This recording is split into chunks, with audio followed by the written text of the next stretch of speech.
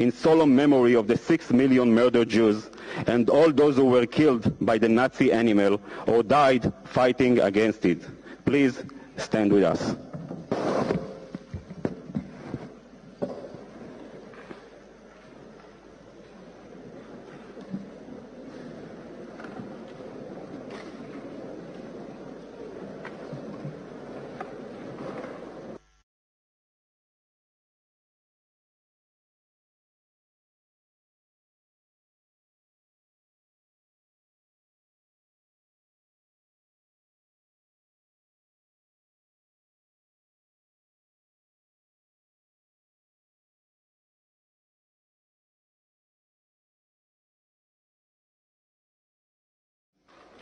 Thank you. The floor goes to Cuba.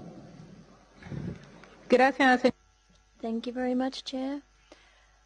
I think that only the Chair can ask for a minute of silence. I do think that this is an incorrect interpretation of this decision. I think the decision has been manipulated once again when what we have done, this committee does not take any decisions concerning measures against Israel nor against the Jewish people. And I think that that is turning this meeting into a politicized circus.